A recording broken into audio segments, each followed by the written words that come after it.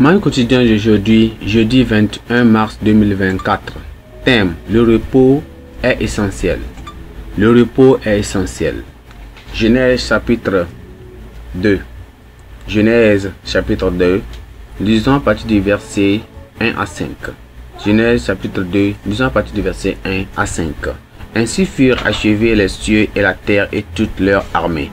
Dieu acheva au septième jour son œuvre qu'il avait faite et se reposa le septième jour de toute son œuvre qu'il avait faite. Dieu bénit le septième jour et il le sanctifia parce qu'en ce jour il se reposa de toute son œuvre qu'il avait créée en la faisant. Voici les origines des cieux et la terre quand ils furent créés. Lorsque l'Éternel fut une terre et des cieux, aucun arbuste des champs n'était encore sur la terre, et aucune herbe des champs ne germait encore, car l'Éternel Dieu n'avait pas fait pleuvoir sur la terre, et il n'y avait point d'homme pour cultiver le sol. Gloire à Dieu. Le verset 3 est notre verset clé qui est: Dieu bénit le septième jour, et il le sanctifia, parce qu'en ce jour, il se reposait de toute son œuvre qu'il avait créée en la faisant. Amen. La citation suivante est extraite du sermon central à l'occasion de la fête du travail, le 1er janvier de l'an 2000. Les accidents industriels les plus notoires de ces dernières années, selon Exxon Valdez, Tremers Island, Tripoli, l'erreur de navigation fatale du vol 007 de la Korean Airlines se sont tous produits au milieu de la nuit quand l'USS Vincennes a abattu un aérobus aérien A300, tuant les 290 personnes à bord.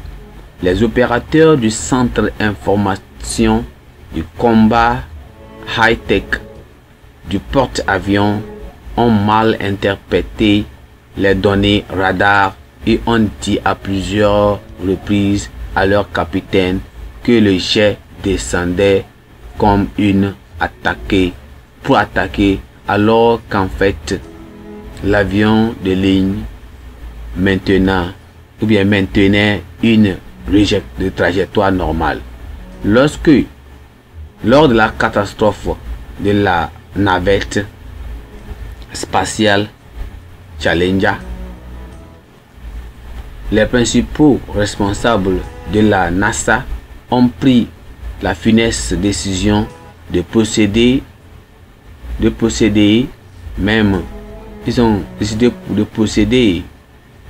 au lancement après avoir travaillé 24 heures affligés avec seulement 2 ou 3 heures de sommeil la nuit précédente. Le manque de repos suffisant a donc été désigné comme la cause de tous ces incidents malheureux qui ont entraîné la perte de nombreuses vies précieuses. Notre texte aujourd'hui montre que Dieu s'est reposé après avoir achevé l'œuvre de création. Il a béni et sanctifié le septième jour lorsque nous appliquons ce principe scripturel, nous faisons l'expérience d'un rajeunissement spirituel et physique. Notre esprit et notre corps sont rafraîchis et renouvelés. Nous retrouvons vitalité et force. Notre attention est ravivée et notre détermination est rétablie. Le repos est une bonne chose. Le repos est scripturel. Le repos vient de Dieu.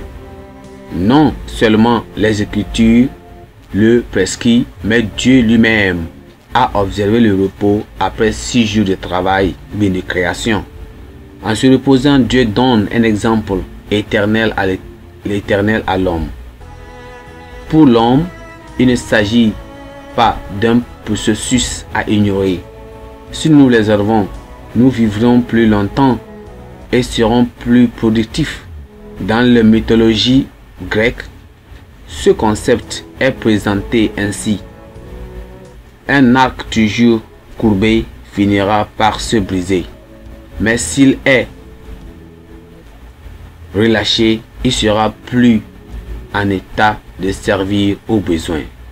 Le repos nous permet d'appréhender le processus de rafraîchissement de la nature mise en œuvre par Dieu, en particulier de la nature humaine. En nous reposant, nous sommes plongés dans la provision de Dieu. Nous, pour vraiment aussi la restauration, le rajeunissement et même la relaxation après une période de travail fructueuse. Ainsi Dieu se reposa de toute son œuvre. Selon Genèse chapitre 2, le verset 3.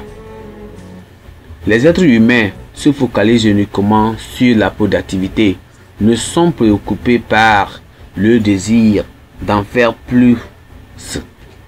Cependant, Dieu déclare que pour avoir plus de rentabilité, l'homme doit se reposer plus.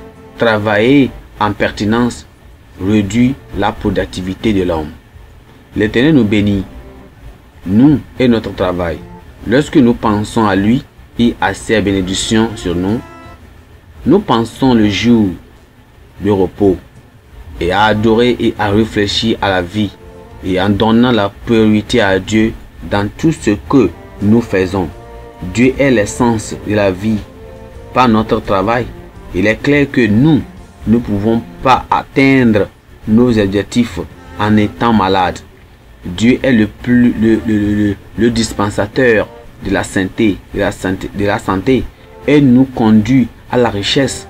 Nous devons apprendre et sans aucun doute, sans lui donner tout ce qui lui est à lui, bien tout ce qui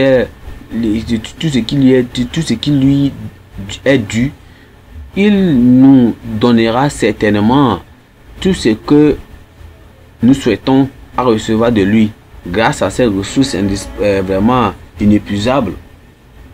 Telle est l'essence de cet exemple donné par Dieu pour nous promouvoir notre repos en lui. Gloire à Dieu.